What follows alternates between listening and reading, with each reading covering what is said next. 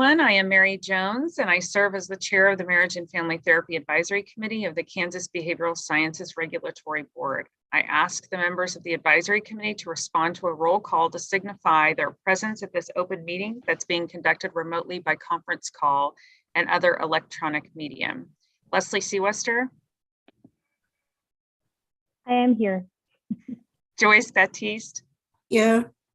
Jardine Coleman. Here. Rebecca is not joined yet. I don't see John Fleeker. James Godby. Here. Okay. I also note that the following BSRB staff members are present. David Fye. Here. And I believe I saw Leslie Allen joining. Yes, she just exited and now she's entering the waiting room again. So, yeah. Okay, great. Thank you. Next, David Fye will read a message concerning this meeting being held remotely.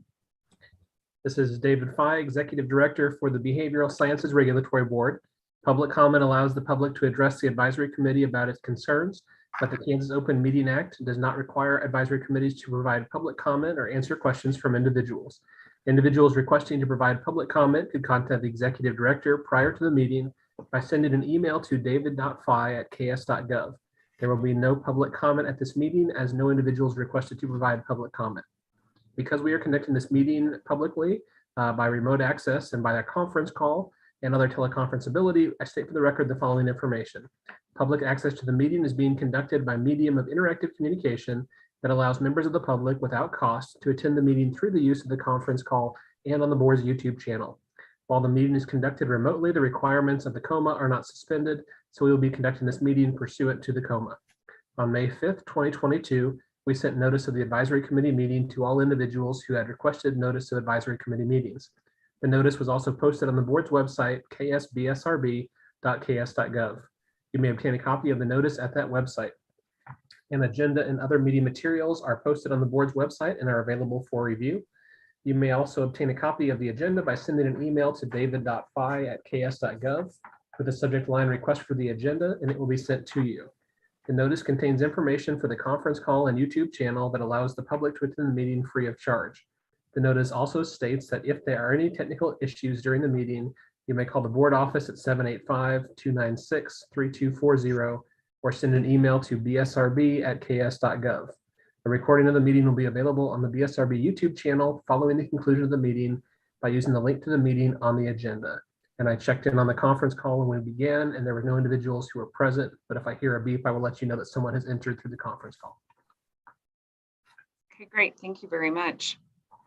The first item is the agenda approval. You should have received your agenda in email.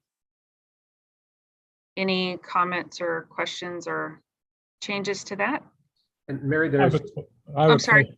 Is the original June 16th agenda the agenda for today?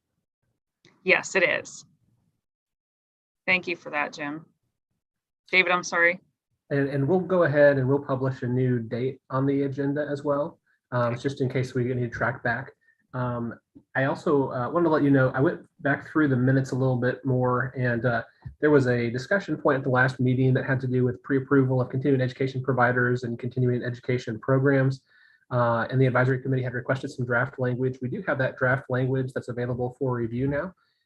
So if you would like, we can add that as another item under new business. And then when we get to that item, Leslie can share her screen and she can show you some of that draft language concerning that topic.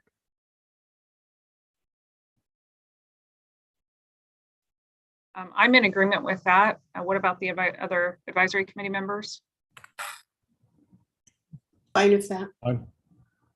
Okay, great. Can I get a motion to approve the agenda with those notes with the change of the date and time, as well as adding a new business item? I move that we accept those agenda as amended. Thank you, Jim. Second? I'll second. All those in favor, please say aye. Aye. Aye. Any opposed? David, I noticed a phone number on the Zoom call. Is that? This is Rebecca. Hi. Oh, hi. Hi, Rebecca. Sorry. Okay. Thank you for joining. Late. That's okay. Hi. I just wanted to make sure we had everyone accounted for in attendance. I'm glad you can join.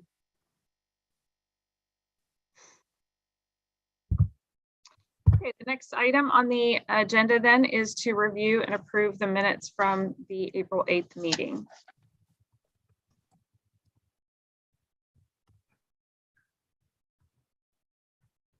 I'll move to approve the minutes. I Is there a second it. second?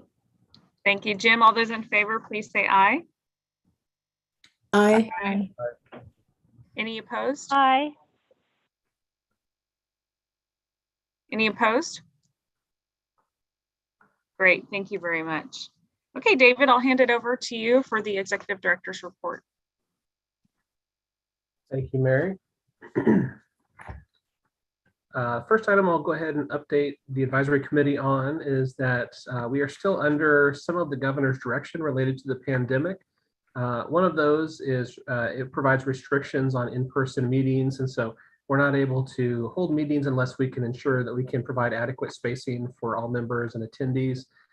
So most of the meetings for the board and the advisory committees will continue to be remote meetings, but we will go ahead and let you know if the governor's office relaxes that, and it'll provide us a little more flexibility in terms of when we can have in-person versus remote meetings, or maybe some sort of a hybrid of those. So we'll keep you updated as those change. A couple items related to the BSRB, and first is I wanted to give you an update on expenditures and finances for the BSRB. At the start of last year's fiscal year, which started on July 1st of 2021, the balance in the BSRB fee fund was a little over $2 million. It was $2,077,000. The current balance in the fund is about $2,035,000. That is by design, that the balance would be going down over the next few years. The board went ahead and approved a decrease in licensure fees back in 2019. We've had some savings of cost during the pandemic due to some fewer travel related expenditures and things like that, and some other costs that we were able to avoid at different times. But we will keep an eye on that as it relates to the profession. If we have the balance drop down too low, we'll have to have a conversation with the board about re-examining licensure fees, but we won't have to do that for a little while based on the current revenues that have been coming in. Month to month, those were fluctuating, especially during those earlier stages of the pandemic, but thankfully the estimate we had for revenue is pretty close to what we're going to see at the end of the fiscal year that ends on June 30th of 2022. Another item related to the BSRB, we have a 9-member staff here at the agency, and we're asked every year to give performance measures and performance reviews for all staff members. As part of that process, we have a beginning of the year meeting where we talk about goals with each staff member, and then we have an end of the year formal review process, and we also do a mid-year check-in. And so next week, we're going to be meeting with all staff members and providing feedback on their performance so far this year, re-examining their position descriptions, and also giving them the opportunity to ask questions and provide feedback for us. So that'll be something taking place next week. I wanted to provide some updates to you from action from the board meeting in May. The board met on May 9th, 2022. Some of the items the board took place that the board did in that meeting. So as I mentioned, most of the advisory committees have been discussing the topic of pre-approval of continuing education providers and also pre-approval of continuing education courses. Currently, the statutes and regulations provide the BSRB authority to have applicants submit materials for that for the social work profession, and that is because the social work profession had requested this specifically for their profession some time ago. Recently, the board had discussed whether other professions would like to have that as well, and so they asked each of the advisory committees to discuss that and start reporting those recommendations back. There has been a split with some of the advisory committees deciding they did not want to recommend that for their profession. Some have gone ahead and said they would like to have that for their profession. And so we should get some more recommendations reported back to the board at the July meeting as well. At the May meeting, there was also 15 advisory committee members that were reappointed to new terms. 3 advisory committee members were recognized as having served their maximum number of years of service. And that included 2 members of this advisory committee, Joyce Baptiste and Rebecca Culver-Turner, and also 1 member from the Professional Counselor Advisory Committee, Kenton Olaf. And so we do thank those individuals for their service. There was also a delegation motion by the board that was passed to allow alternate presiding officers in the event that the chair and vice chair are unable to serve as the presiding officer at a meeting of the board. There were also some regulatory languages that was reviewed by the board. A few of those had already been voted upon by the board at past meetings, but the official language went before the board. That had to do with the fee for the board-approved clinical supervisors for professional counselors and marriage and family therapy. The language involving a SIPAC home state fee for licensed psychologists who are practicing under the authority of SIPAC and have their home state in Kansas. And then there were some changes for the master's level psychology profession, and then some language relating to the marriage and family therapy profession as well. The board had a meeting in April and discussed social work programs, specifically online programs that are not fully accredited by the national accrediting body, CSWE. There was also a discussion about a process called Candidacy for accreditation. The accreditation process for those social work programs can take about 3 years to 3.5 years. And so you could see graduates from those programs who would come through while the program is in candidacy for accreditation, but not fully accredited. And the board discussed currently the way that the statutes and regulations for licensure read is that if an individual applies for licensure and they come from a program that is accredited by the national accrediting body for social work, we go ahead and apply those set of standards and move that person forward in their licensure process. If they did not attend a program that was accredited by the national accrediting body, there are a set of standards that are in regulation.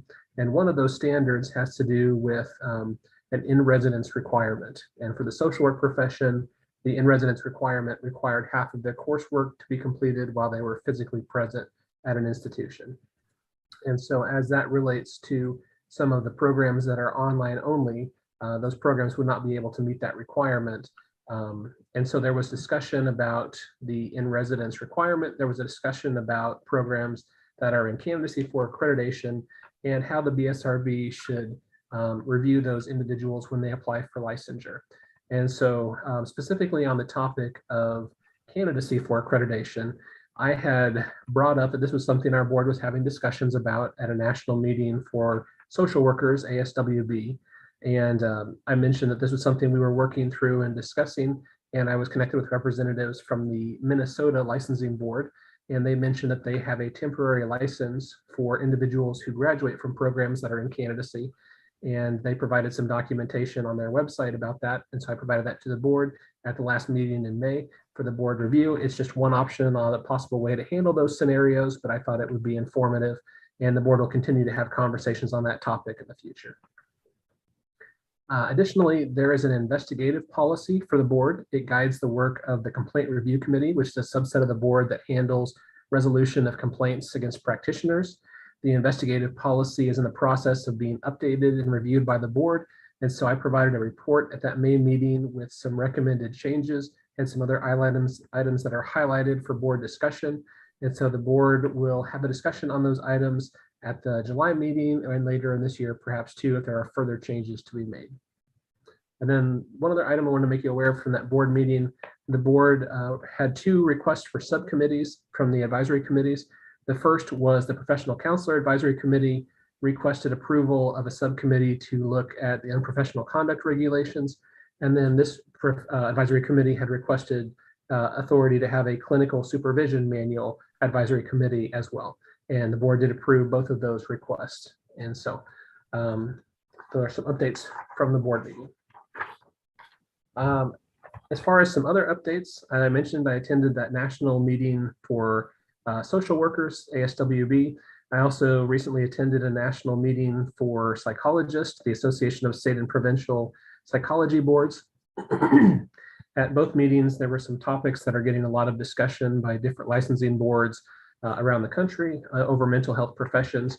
One of the main topics that is being discussed is what is commonly termed reducing or overcoming barriers to licensure. And some of these topics that are discussed under that heading include different policies for military applicants or military spouses, re-examining some of the requirements for licensure, such as states that ask or require a good moral character. Some of the states are looking at past convictions and if there should be a window of time so that past convictions weigh differently if they were a long time ago versus a recent conviction. And then other states are looking at things like cost or license mobility and different things like that. There's also been a fair amount of discussion about licensure compacts. Kansas joined a licensure compact for licensed psychologists called SIPAC on January 1st of this year. That is a different entity, the SIPAC Commission, and individuals would have to apply directly through the SIPAC Commission to participate in that. And there's some other requirements. And primarily SIPAC is for the purpose of doing telehealth in compact states. So it's not a full authorization to practice.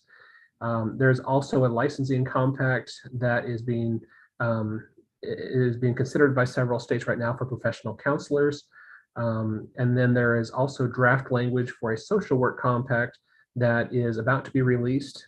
We have not seen the draft language yet, but they have made an announcement that they expect to release that for individuals to review and provide comment on in July of this year. So I'm trying to keep an eye on all of the different compacts that are being discussed. And when that language is being reviewed, we'll provide information to the board and also the Advisory Committee for Social Work. And then I think David, oh, I have a question about that. Who Sure. initiates those compacts? What entity? So there's the drafters of the compact, and some of the for the social work profession that was spearheaded by the Department of Defense. They put forward certain funding for that, and then it was worked on by some of the different associations like ASWB and NASW, I believe. And then there were some representatives from certain jurisdictions, but not everyone was invited to be part of that drafting process. And then what has usually happened for compacts in the past is that when the language is finalized, that same language has to be passed as it exists by all the different states. And so there's a limitation on what you can change or what you can add. And then the way it's usually handled by different states is that usually what I've seen most frequently is that associations in different states are the ones that spearhead it on the state level, and they request legislation if they want to have that compact considered by the legislature. And so usually the licensing boards have provided input on their thoughts or considerations on the compacts, but usually it tends to be the associations for the practitioners that are spearheading those to be put into law or considered by the legislature. There's one other item I wanted to make you all aware of, and that is a legislative update. So the legislature meets for their legislative sessions every year from January through April, sometimes May, occasionally June. And then when they are not part of their legislative session, they have interim committees that meet on specific topics. And so the last couple of years, one of the main ones has been a mental health modernization and reform committee. On June 16th, so just last week, the Legislative Coordinating Council met to approve some days for interim meetings. And this doesn't have to be the whole list. There could be some future considerations, but as a starting point, they went ahead and approved some days for meetings. I didn't see that the Mental Health Modernization Committee was continuing this year, so it has met the last two, but I think there's going to be some other topics that are going to be dealt with this fall. I'm going to highlight some of these as they relate to health topics that I saw that are a little bit unique. So first, there is a special committee that has been approved for 3 days to discuss mental health beds. They are going to be studying inpatient psychiatric hospital beds, the Wichita State County Regional Mental Health Bed Expansion, and other similar issues. There was a committee that was approved for 3 days to study intellectual and developmental disability waiver modernization. There was a committee that was approved for 3 days to study medical marijuana. And then as it relates to licensing and regulatory boards, there was a committee that was approved for 3 days to review compensation of board members on many boards and commissions. So I will keep the board updated as that committee does work reviewing those things for different regulatory boards and commissions. And with that, I'll go ahead and end my report and I can answer any questions. Other questions? Go ahead, I Judy. had a comment. It seems like we are the only profession not considering a compact at this point. So I'm concerned about what that means for our relevance. And I'm wondering about how do we get into that conversation as a profession? And is there anything that we can do from this level to start initiating people to talk about that for us? So to your first point, the SIPAC compact is exclusively for licensed psychologists. Mhm. So I know the master's level psychologists had asked questions about if they were included in that too, or if they could use that compact, and that's only for licensed psychologists. So there's been some discussions by that group if there might be interest. Not all states license master's level psychologists, but that's a group that does not currently have one that I've heard discussed at a national level. The addiction counseling profession, I haven't heard one for them. Behavior analyst, that advisory committee was very interested in it, but I haven't heard one for the behavior analyst profession. So I just wanted to touch upon those other professions under yeah. the board. But I don't want to stop the discussion on this point. Just wanted to clarify that in terms of the other professions. Yeah, Jardine, I think that's a really valid and interesting point, especially as we talk about, challenges to reciprocity in the state and things like that. And could that increase access? I don't offhand know how to get that conversation started or going. And it may be working with AAMFT as well to see if they've got anything in the works. We just got a survey from them recently that I wasn't going to do, and then I did because I had time, that workforce survey. And it asked about, that was one of the things that you could select if you were interested in interstate compacts, and if you were, which states were you interested in, but you had to choose it in order to give feedback on that particular point. So if it wasn't and you could only pick 5 priorities or something like that. So maybe it is worth continuing that dialogue with AMFT more intentionally about our needs in Kansas. Mm-hmm.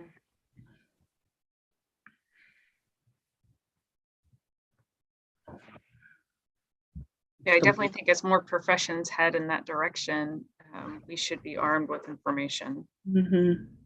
Yeah, and just a little food for thought on that. When the SIPAC multi-state compact was being discussed by the board, so one of the things about multi-state compacts that I think can be attractive to licensees is for individuals who have licenses in multiple states. It can be nice to be thinking of, well, maybe I only have to get a license in one state going forward if we're part of a compact. And one of the tricky things for regulatory boards is a lot of boards like ourselves, we operate on a balance. And so we receive licensing revenue from practitioners, and we have to use that revenue to fulfill all of our responsibilities like investigations and also licensing. And so, when we have these licensure compacts where it could mean less individuals getting a license, it's going to have an impact on our revenue, and we'll have to reevaluate, do we need to make changes on that?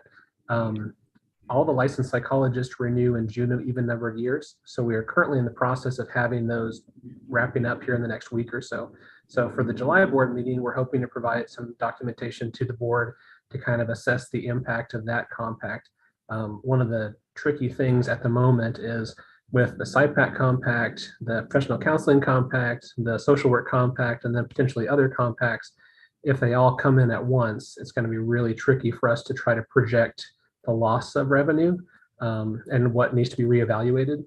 Now, some of the compacts, they have a way for the states to make up that loss in revenue.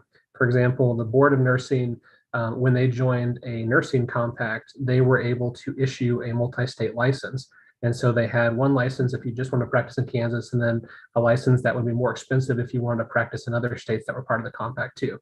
And so that's a nice way for states to be able to make up some of that loss of revenue.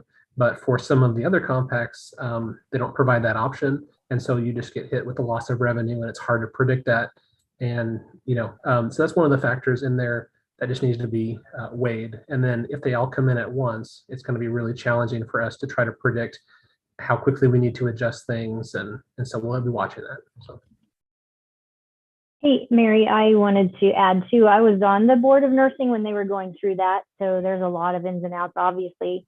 One of the things that I remember just when David was talking is that the compact, whoever they went through, I believe there was some negotiations, or they were able to recoup some of the costs by that association or company that they would pay for, or have some sort of a reduced fee or something, at least for that initial time, so that the board could get more prepared, because I think it was a quicker process. I think it's very nice that they're giving this committee and our board some time to, to prepare and plan ahead, because the Board of Nursing, it was a quick, it passed and they had to act quickly. So I think there are some ins and outs of that, of course, Jardine, that I think you're kind of alluding to, that we would definitely have a lot of different things to think about if that did occur for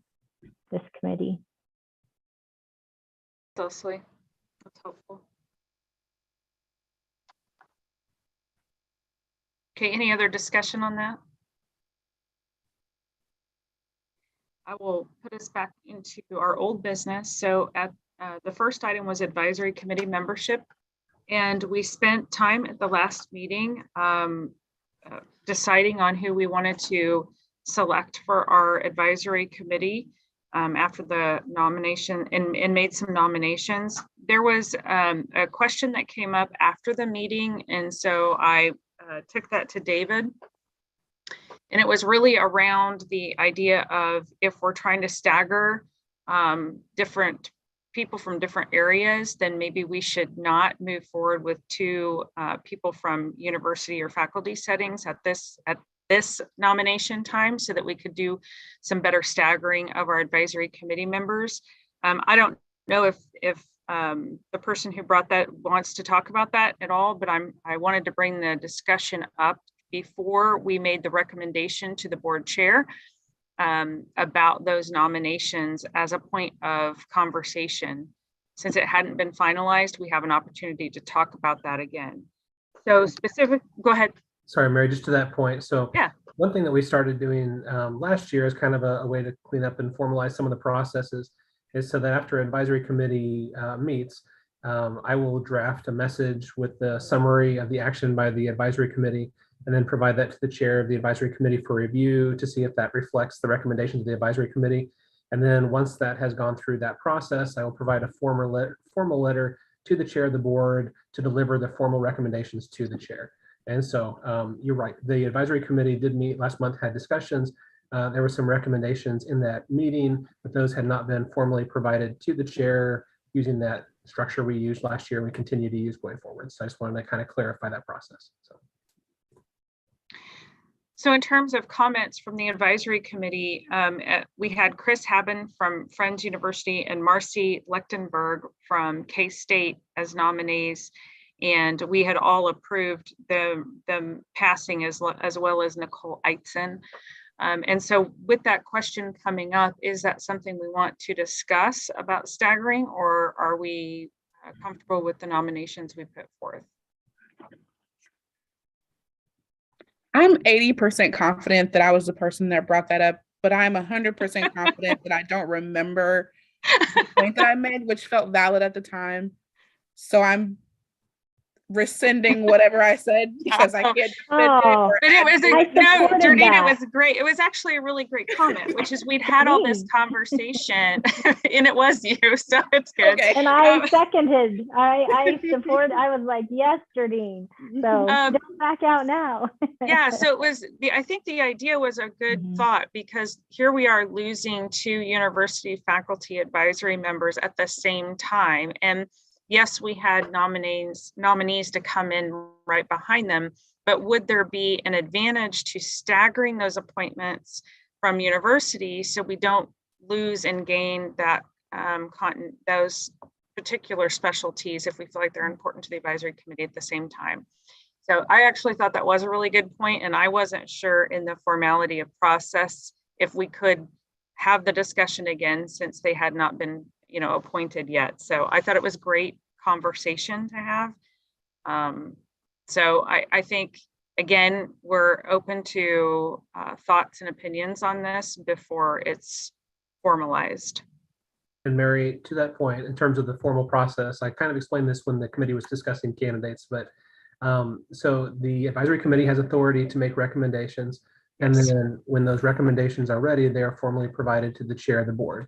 And advisory committee members are added officially by the chair of the board at a board meeting. So Yes. until those members are actually added on the advisory committee, there has not been any change in membership until that's been formally done at a board meeting. So. Yes. Okay. Thank you, David.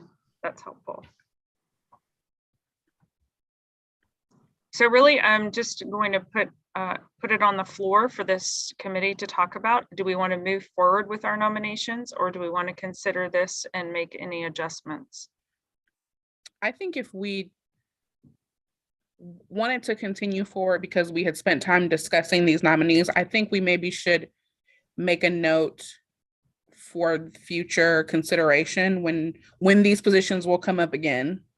That maybe that's something to consider as you're choosing new advisory board members, to consider professions and maybe staggering and bringing on two different areas of expertise at one time. Maybe that's the compromise to be made at this moment.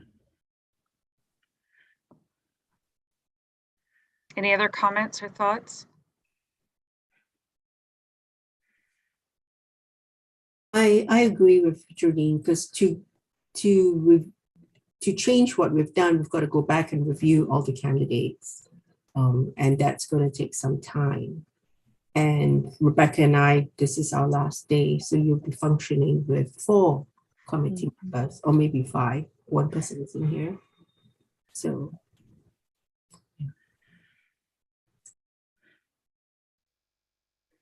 Other comments? This is Rebecca. I'm in a similar boat, I think, to what Joyce just said, in terms of instead of going back to square one with nominations and conversations, that we make a note about it going forward. Okay, thank you.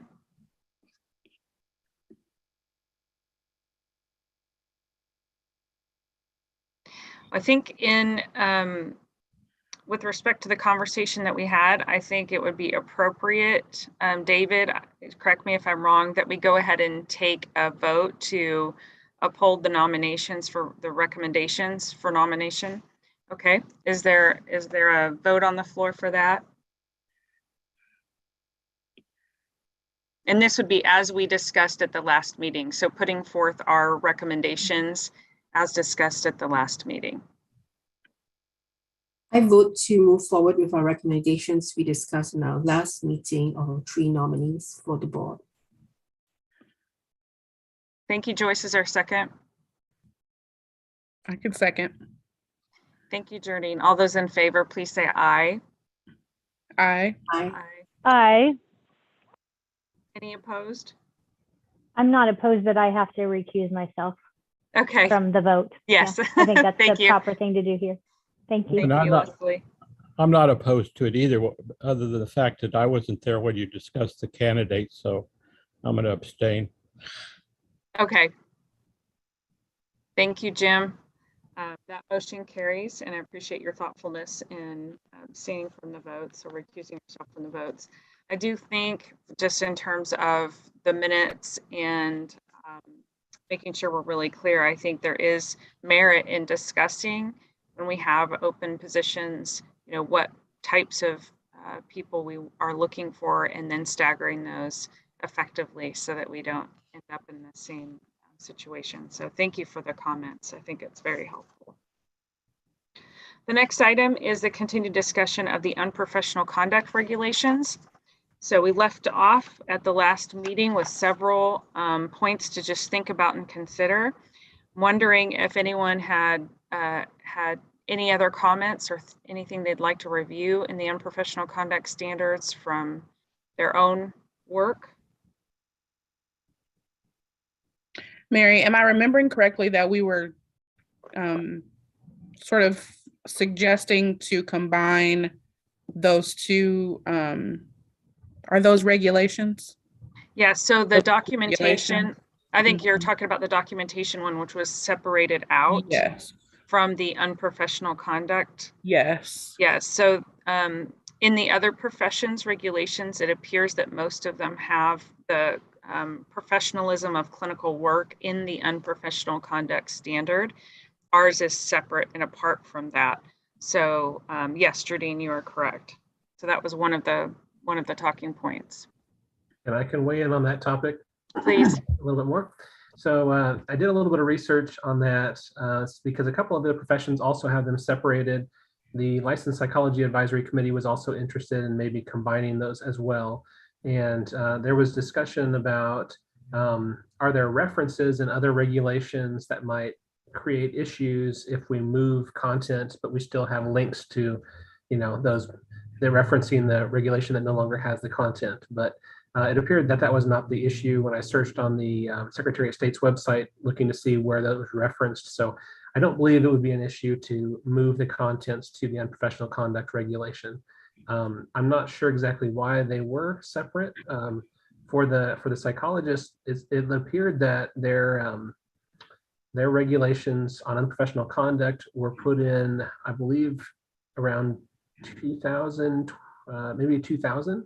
And then they were updated once in 2002. And when they were updated, they also had the new regulation on the record keeping unprofessional conduct regulation, but neither one had been updated since about that time. And so I'm not sure why it was created separately, but it shouldn't create any issues for them. And I don't think it would create any issues for you to move that to that as well, if that was one of your final recommendations, if you chose to do that. I also wanted to highlight too, at the last meeting, there was some discussion about some supporting documentation that might be assistive when looking at unprofessional conduct. There was some standards in AAMFT documentation. There was also some language about social media and teletherapy. And so you have some additional documents in your packet that have some language on those topics. You also have a copy of KAR 102-3-12A, and that is a copy of the regulation for the professional counselors. At the last meeting, it was talked about that they had in the past looked at adjusting their unprofessional conduct regulations and had considered some language specific to social media. So that is on page 11 of those marked up regulations for you to look at for comparative purposes too. So just wanted to touch on some of those additional documents you have to assist you in this work. Thank you, David. Does everyone, can everyone find those attachments?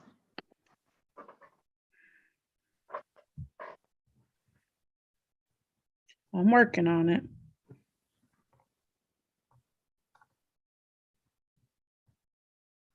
And if you want specifically to that unprofessional conduct, professional counseling language, I can pull that up on my screen if that would be helpful to see that highlighted language. Oh, that would be great. Thank you. Sure.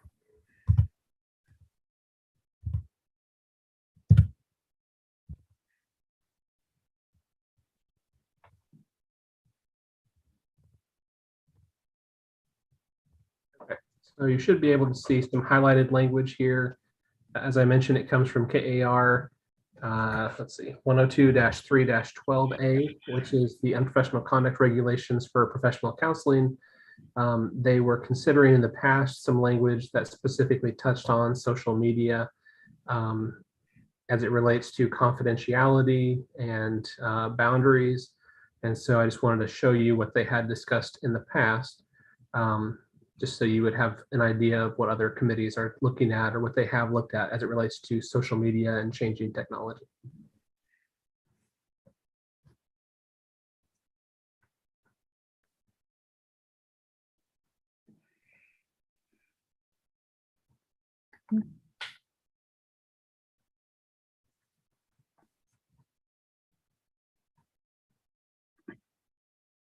I think in regards to, again, relevance and timeliness, this, I mean, it definitely feels like something that we haven't considered in our regulations and maybe should. I mean, I really like this language. I feel like it's straightforward, but not so expansive that that it's covering so many different things. I feel like it's very specific to what I think about when I think of inappropriate conduct using social media. Mm-hmm.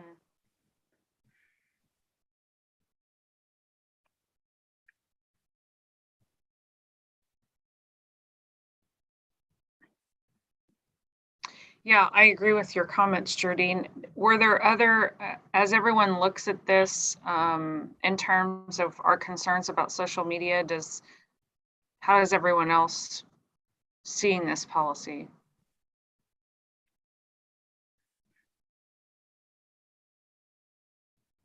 I agree. It's sort of the things that come top of mind when you talk about social media and. I think the nuance of the language of personal profile is what I like here. Because a lot of people use social media to advertise or whatever, or clients reach out to initiate services through theirs, but the difference is your personal profile. Yeah, I really like it too.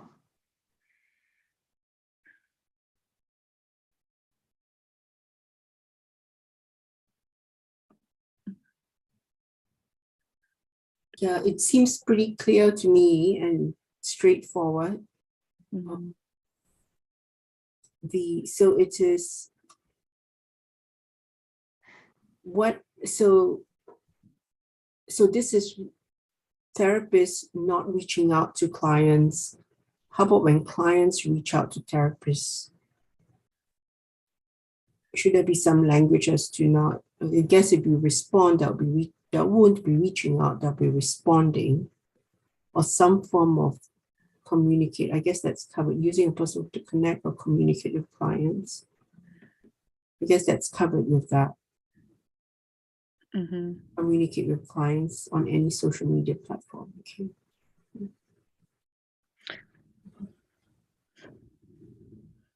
Yeah, it does say inappropriate boundaries, which maybe is subjective.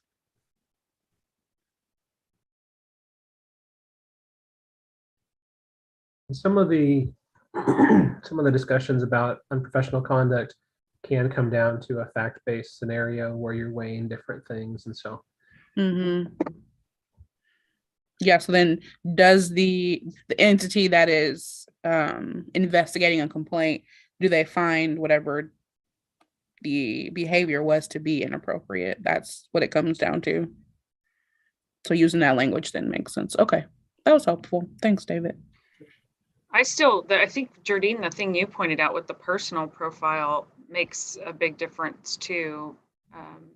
In a situation you could imagine down the road, let's say a client found your personal profile, messaged you, if it were looking like an emergency, you would still be able to respond without repercussion to get help, in such case, but also could turn around and ensure appropriate boundaries. So.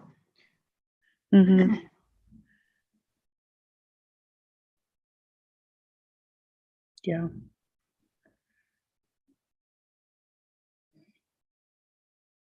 Is it only inappropriate, or would it also be unprofessional boundaries? Because inappropriate would mean that you would need to do something that is inappropriate, soliciting the client probably, but something that is unprofessional, would it be unprofessional to like your client's posting? Is that, it's not inappropriate, but that would be unprofessional probably, but would that be permissible? So the way I read this is the previous consent would come into play there. So, and if you have a business profile, and that's something that, if you have clients commenting, I think there could be opportunities there where you wouldn't be in jeopardy with this language. What previous comment are you referring to?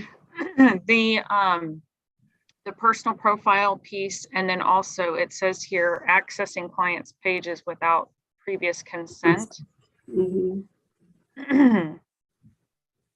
So the client's giving consent if they reach out to you. Would that be considered consent?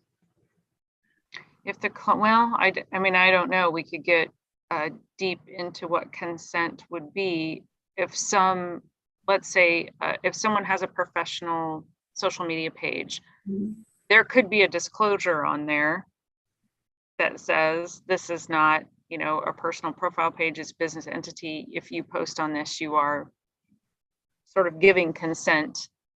I mean, I suppose someone could do that if they have a statement on there. I think to me, the broader vision of this is in that direction of the danger of engaging in social media with clients from a personal standpoint.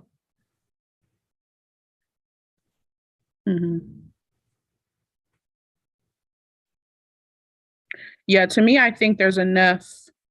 I like Joyce's consideration of adding inappropriate and or unprofessional boundaries. I like that addition. It is called unprofessional conduct. I mean, that's the name of the reg. I think this is enough to where, to David's point, I think it gives the board enough to consider, is this inappropriate or unprofessional? Based on what we're saying, I think they could deduce from this language, did they use a personal or professional platform? And it says including but not limited to, right? Because you could still use your business page and have an inappropriate interaction or interactions over social media, but it gives the board enough space to to kind of unpack the incident and be specific about the incident. So the language isn't limiting, which is what I like. So my suggestion is adding that unprofessional, but I think we should include this language in any suggestions we make going forward.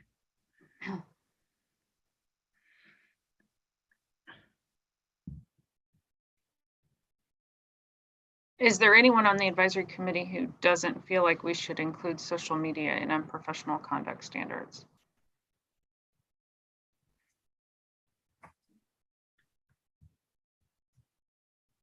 Okay. I apologize if I missed this. Are other professions also adding something regarding this, and we're behind, or we're kind of in line, or? I think we're all Way about behind? the same time. I think we're all about the same time. Okay.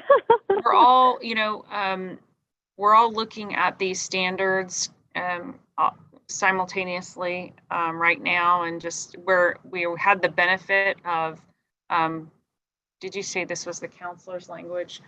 They had worked on some mock-up language already, so we have the benefit of looking at their work. But it is all happening, my understanding, kind of all right now. Yeah, so most of the regulations on unprofessional conduct for the different professions have not been updated in probably the last 8 to 10 years. Some of them go back even further to maybe closer to 20 years where they have not been updated. And so during that time period, a lot has changed. Social media, technology, the internet. And so there's a lot of different conversations going on with different advisory committees. The professional counselors, they actually had discussions on potential changes. I understand about 3 years ago or so, where they involved some students to look at different sections, and they had some good conversations about it and had basically a consensus about certain changes. But we are revisiting those, and they are continuing to have further conversations about possible changes. So these are some of the items that they are considering, and everybody's kind of considering these topics at the same time right now because of all the changes that have taken place over the years.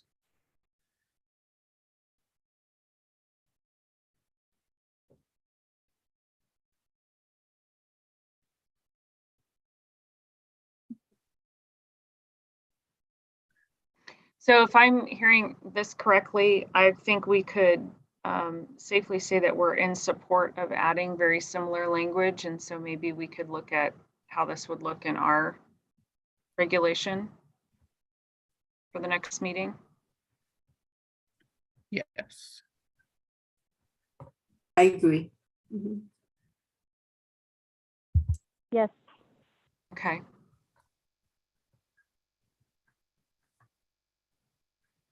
Great. That would be, do I need a formal motion on that, David? Nope, I believe there's consensus on that. So Okay. I'll just add it to our list. So Sounds good. We had also talked about the sexual advances, and this is something, again, where AAMFT has a higher standard than the Kansas state regulation. The sexual activity or intimacy with someone who was once a client has a 24-month time frame. In our unprofessional conduct standards, AAMFT, it's indefinitely. We all know that was changed a few years back, but just wanting to get an idea from this group if that's something we feel strongly about or something that we should leave as is. And I do believe, David, you'll have to help me, but I think most of the other professionals have a 24-month. Is that right? I believe that's right. The addiction counselors met this morning and they had a conversation on this exact issue, and theirs currently says 24 months, but I believe all, if not all, most of them have the 24-month standard. I think professional counselors wanted to move that up to 3 or 5. Okay. And from my standpoint, just my perspective, as I did bring this one up, is that, I don't see that another year or two makes a difference in this particular standard. So I am, my, of course, recommendation was like the AAMFT, where it's never appropriate. But again, if this is a committee issue, that I'm very willing to just leave this alone as is, if that seems to be what the other disciplines are doing as well. I would be more inclined to move to never, to align with AMFT and not have that 24 months. It's never appropriate to engage in an intimate relationship with clients, period. Well, that was my feeling, Joyce, but because I can just see somebody having a 16-year-old client and waiting till the client is 18 and then engaging intimately with them, and that would not be appropriate. Well, or people who are simply waiting out a time clock, right, for 24 months, even just for the appearance of appropriateness, but really has been inappropriate all along, Mm-hmm. There's just too much power difference there to make it appropriate.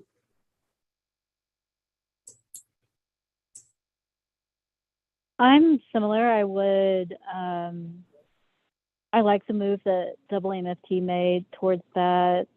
I did the smallest literature review for, I can't remember if it was for a class or a training, but I was actually surprised by the research, which indicated that, that power hierarchy, it really doesn't shift that much even after you end the relationship. And so I think that's kind of stuck with me all along and changed how I feel about it.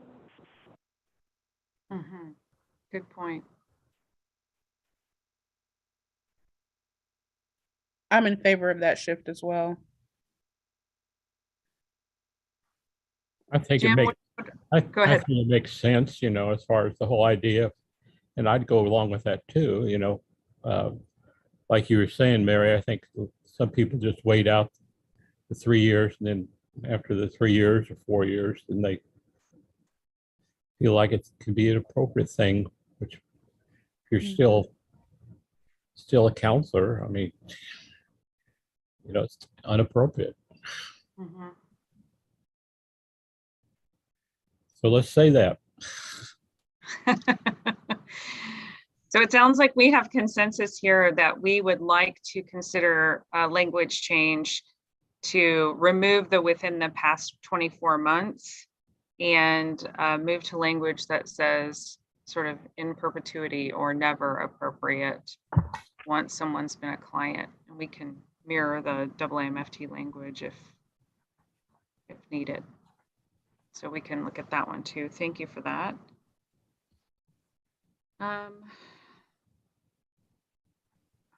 There was also is support for regulatory language about not speaking poorly of other professionals.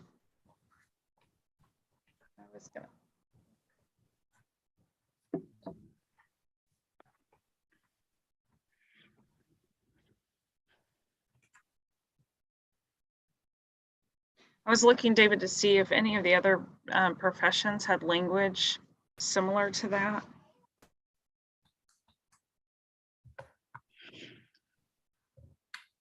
I'm not sure about that on that topic. I remember that conversation, but Leslie, are you aware of any of those? Not that I know of. Okay. I think it is part of the code of ethics, because I've heard other professionals say that, but it wasn't in unprofessional conduct.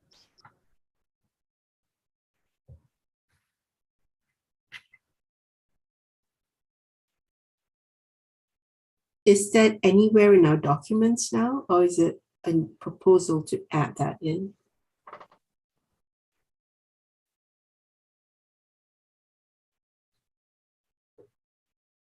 I'm not aware that it's in the unprofessional conduct regulations. So I'm just curious if that's very subjective. So that's just my take on this one.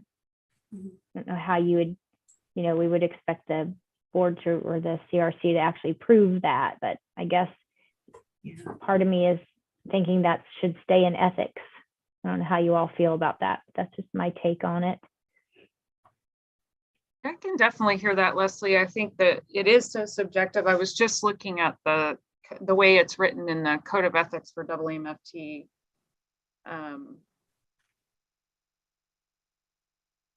It's almost like it falls a little bit under the public statements portion of AAMFT standards, where it's essentially talking about your influence and taking special care when making any recommendations or opinions.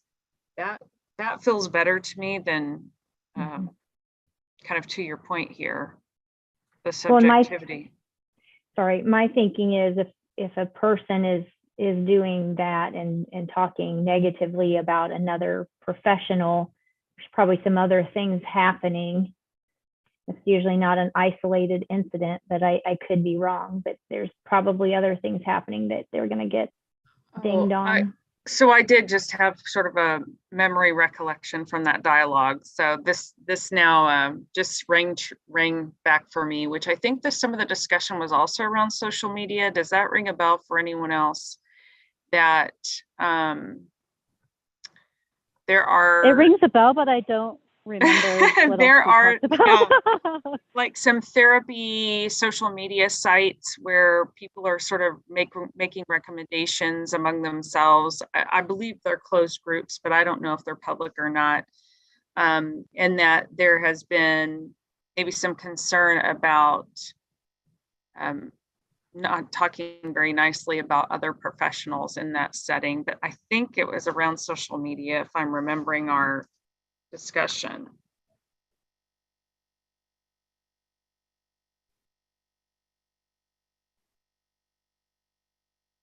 So does this sound like something we're wanting to pursue, or does it sound like we all kind of fizzled out on this one?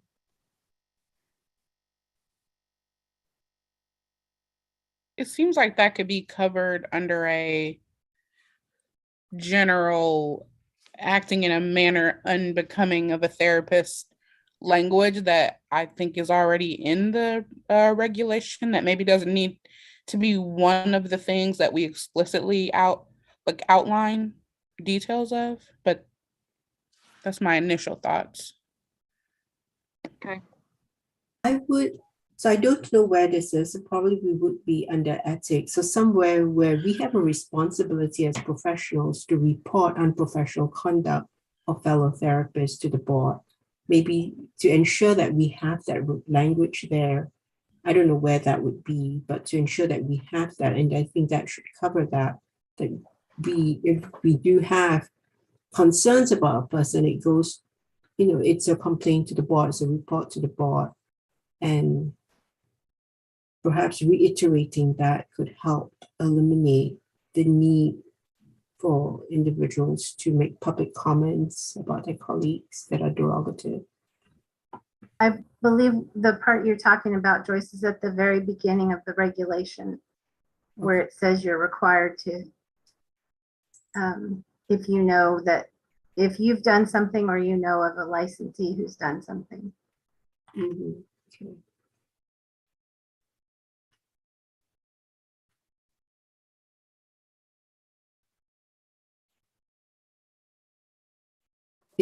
So I don't know what that is. If it's possible to perhaps extend that statement to the effect that not to act on our own.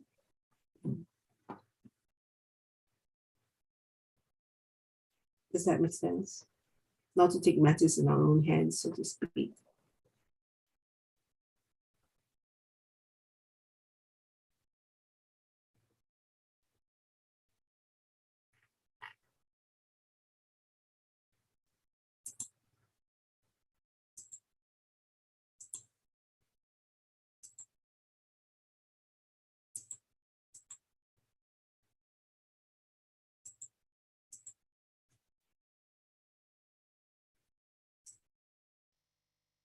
It's a very long regulation to read through. Yeah, I don't have this. I was trying to look for, I have to look away at my other screen, sorry, but I was looking for that specific part that Leslie's referring to.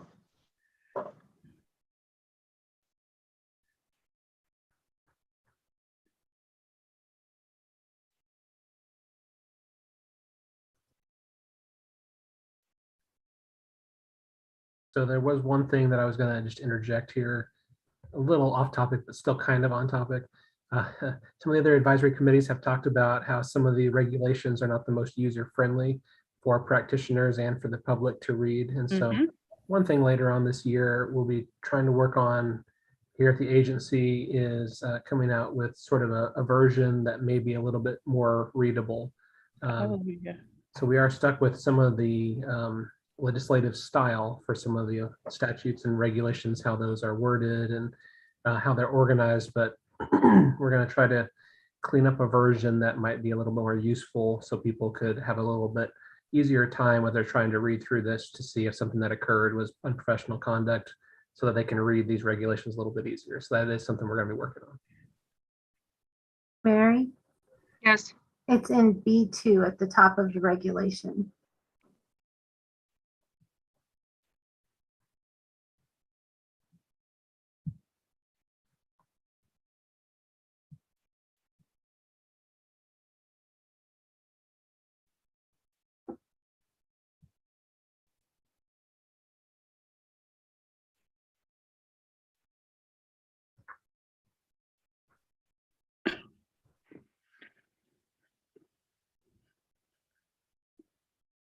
Makes sense to me. Yeah, I agree.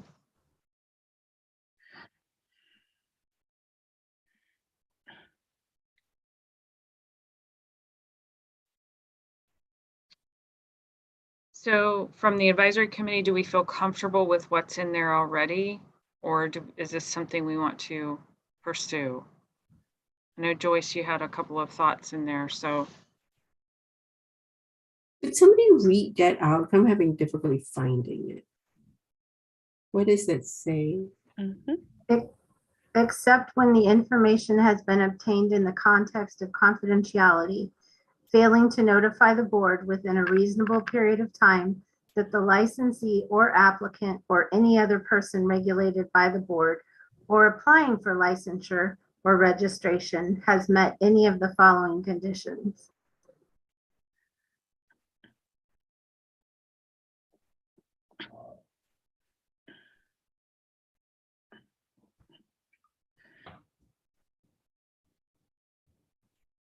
David, we need to remove registration from that. Number 2.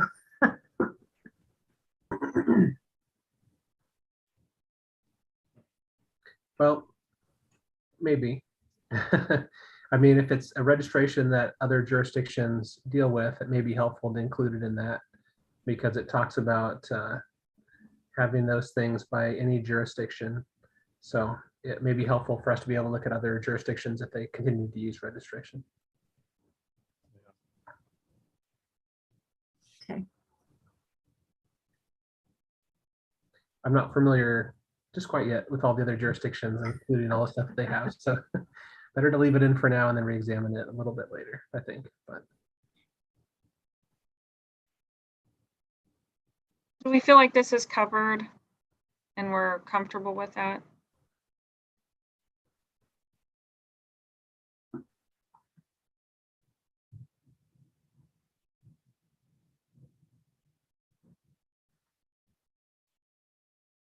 I think Joyce is saying maybe. I think I'll let you. Yeah, I think it's, yeah, I'm not 100% sure if it covers what we really want to cover. I think it's partially, it's just unclear. That statement is very long. It has a lot of information in it. It includes a lot of different people, different roles, and it really needs to be in language that can be easily understood, and it's just convoluted sentence. It is. And she didn't read the context that's in the two pieces above it that help make it a full thought. That's you can be considered to be engaging in unprofessional conduct if you do any of these things, if you know somebody's doing these things and you don't tell us. Yeah. It's a very long run-on sentence. I'm seeing it right now. Yeah. I think what we're saying is we probably need to revisit it because it's not user-friendly. Yeah. Go back to those other comments about once we maybe can improve the language, Yeah. some of that might become clearer. So I think for our notes, it would be when that happens, maybe making sure that we feel comfortable with how this particular item is. Yeah, you probably need a little subcommittee to work on that, the languaging part. Well, I think, David, were you saying that the language is what we cannot adjust, but maybe the format is what you can adjust? so the format is something that we can work on in terms of splitting things out, the at least as far as the BSRB. The language is something that there can be recommendations on changes to be forwarded to the board for the board to consider and adopt. So that's the process for the language. The way it appears on the page right now, we can do a little bit with, spacing things a little differently and using some different things there. But the wording itself, if there was a change to the wording, that would need to go from the advisory committee to the board, and the board would have to consider and recommend those changes. Okay.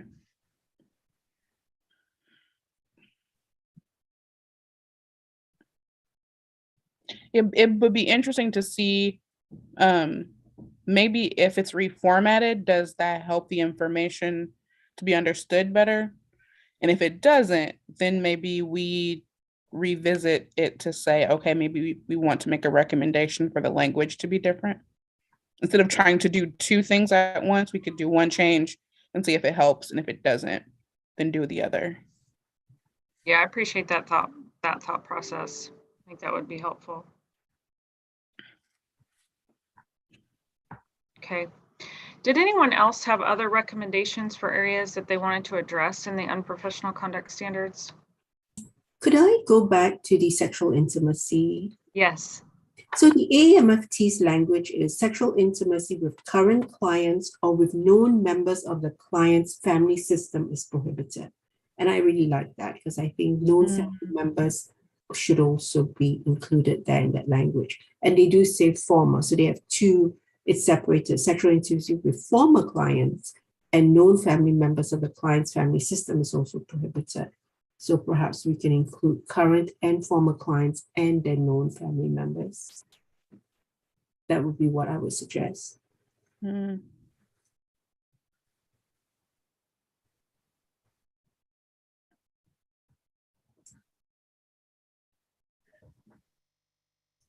not opposed to that.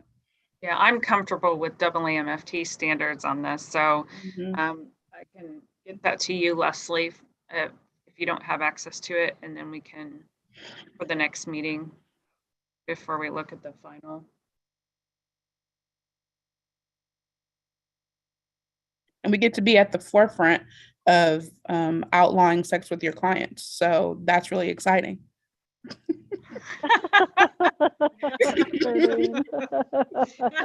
Isn't it? Wow.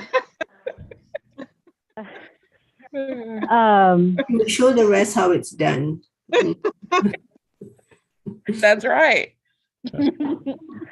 Mary, I don't know if you remember, I can't remember which one it was, but adding on the LGBTQ population to it, I think we briefly discussed it last time, and then Yes. I think our meeting ended.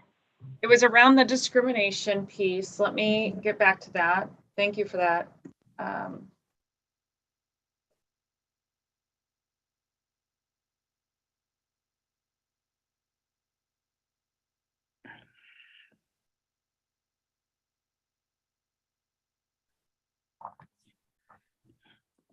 That would be on page 2, item 12.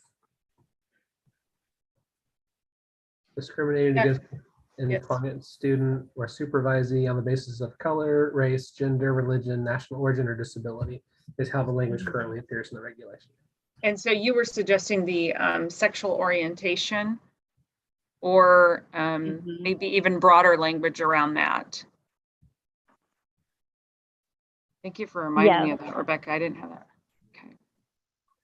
And in your minutes from the last meeting, that is bullet number 3. I missed it, so I just went right over it. Thank you. And in the AMFT document that was sent to us by David, the diversity and inclusivity policies identify many more groups. So if we could add all of those into our unprofessional conduct, I think that would align then with AMFT. Because they include social economic status, health status, let's see, there's the sexual orientation, relationship status,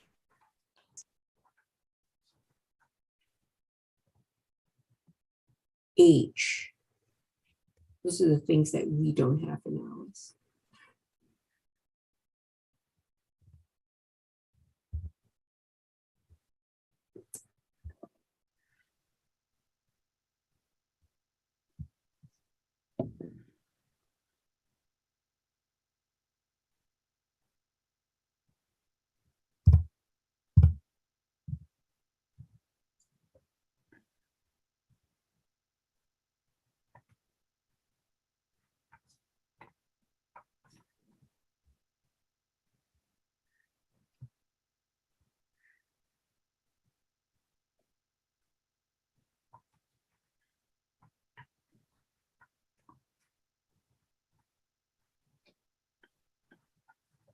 Mm-hmm. That makes sense to me. Adopting that language.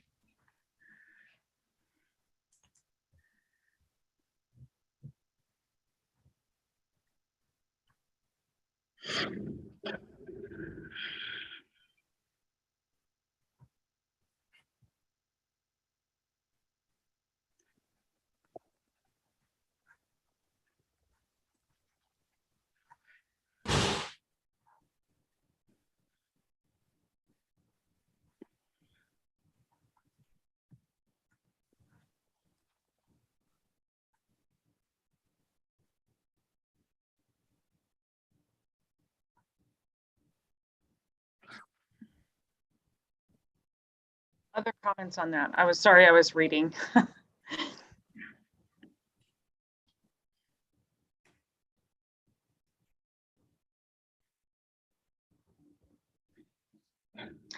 On one hand, I sometimes hesitate to put specifics because it feels like it narrows it down to that, but in this case, I don't think it does. So that's what I was trying to contemplate. And I think it is important in our environment today that, we indicate those specific things.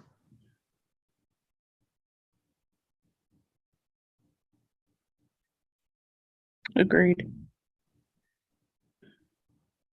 I would like to recommend we include size as another one that's not there. So if you look at the Code of Ethics, EMFT Code of Ethics even, they don't have size, but they list, it's pretty about the same groups. If you compare it to the diversity and inclusivity policy that they put out recently. I think the only thing they don't have in the Code of Ethics that's in the diversity and inclusivity policy is spiritual belief.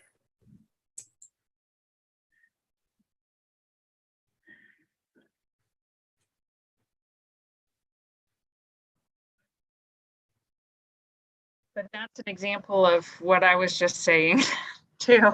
Now that you say that, it's like, does it narrow us too much if we point out everything, or are there broader terms we can use? And I'm just asking the question. And I guess we could end it with any other marginalized groups. See, marginalization to me is a key word. So I think we could name the ones that EMFT names and any other marginalized groups, because there could be groups that are marginalized that we don't. Because there are others like refugee status, for instance, so that is citizenship, which is not here. I think adding that statement at the end helps with not having to revise as additional groups of people gain status as a protected class. And it allows the board, what's the word that Tracy always uses? Allows the board to be nimble when they need to be nimble.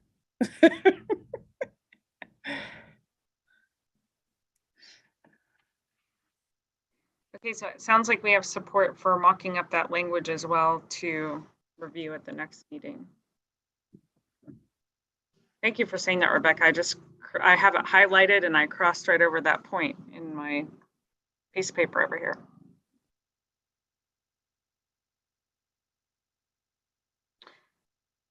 Other areas that we want to address under unprofessional conduct.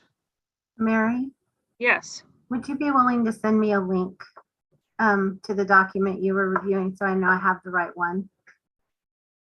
Sure. Yes. Okay, thank you.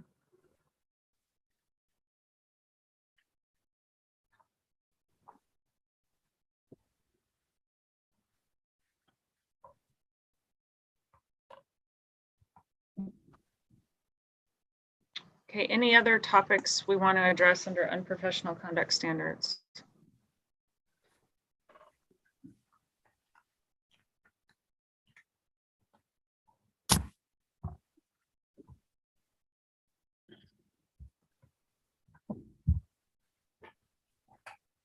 Okay, hearing none. We're at 2:51, so I'm just going to go. We had the next item was the subcommittee for the clinical supervision manual. So as David indicated, this was approved by the board to have some subcommittee work for this particular thing.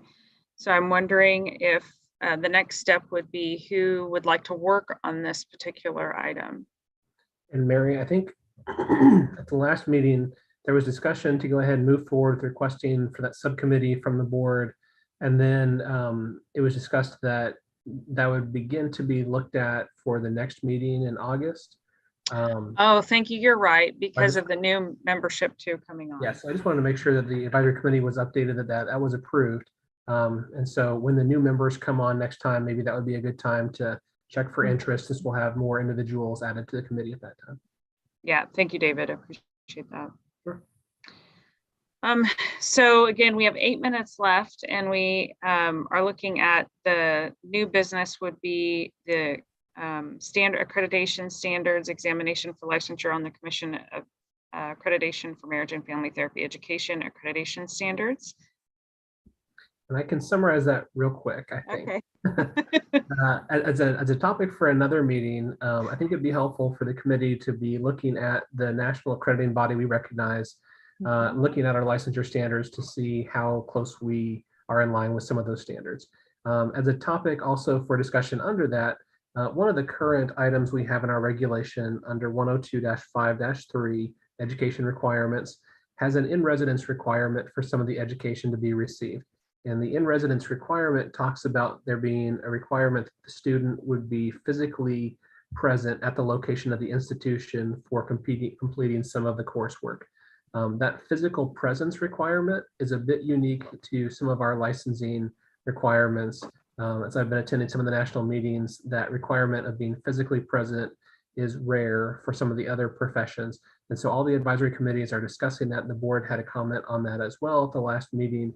And so the board usually has a 1 or 2 day planning session at the end of September. So I think for the next meeting, if you could look at that in-residence requirement, specifically the physical presence, and maybe have a discussion next meeting about whether that should be something that would continue to be in the regulation or whether it can be taken out. That would be something helpful, I think, to provide back to the board as the board considers that physical presence requirement for all the professions.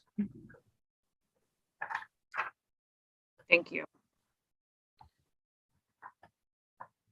And then we added the draft language for the continuing education, but I would probably at this point recommend that we also hold that to the next meeting since we have a shortened meeting today, if everyone's okay with that. Okay. Very good. Yeah. So our next item of business was just special recognition for Joyce Baptiste and also Rebecca Culver-Turner for their service on this advisory committee.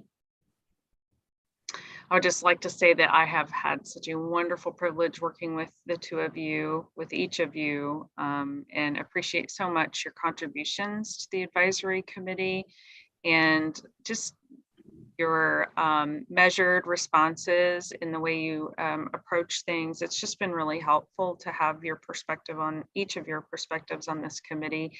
And I'll definitely miss working with you in this capacity, but thank you so much for your service and time spent in this committee.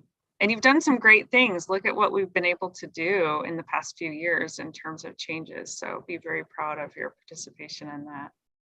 And I want to echo what Mary said as far as from the BSRB, Joyce and Rebecca. I want to thank you for the time and all the hours you spent on the advisory committee and working on things outside of the committee. I haven't worked with you as long as a lot of members of this advisory committee or some of our other staff at the BSRB, but I appreciate all the work that you did.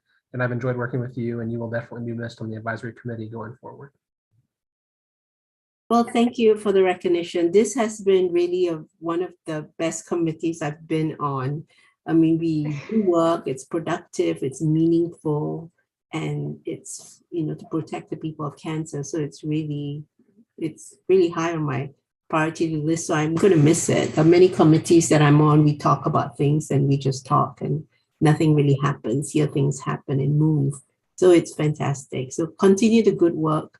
And you've got really great leadership in Mary and David and Leslie. Thank you very much. Thank you both for your service. You've helped me a lot, and I appreciate that.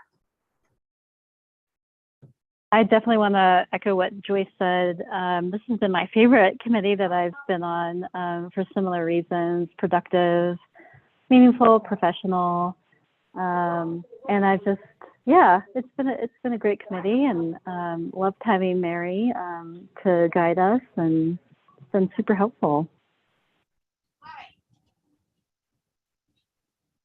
Well, thank you both very much.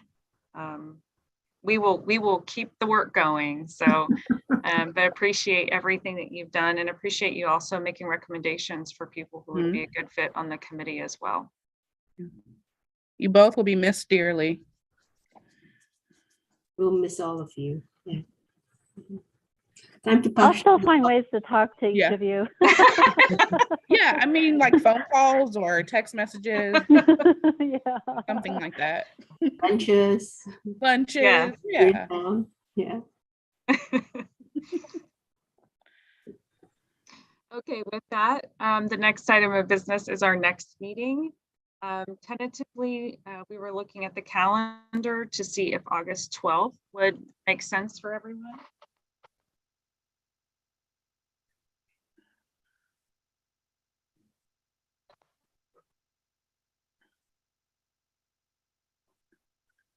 Would that be at 10? At 10, be our normal time. I have a 9, so I would be a tad late, but that time works for me.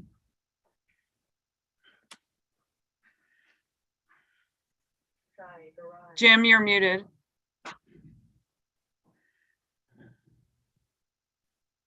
You're still muted.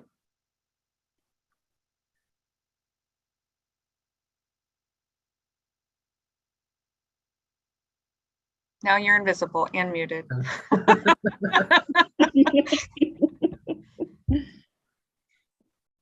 I feel like It the works same for way. me. There you go.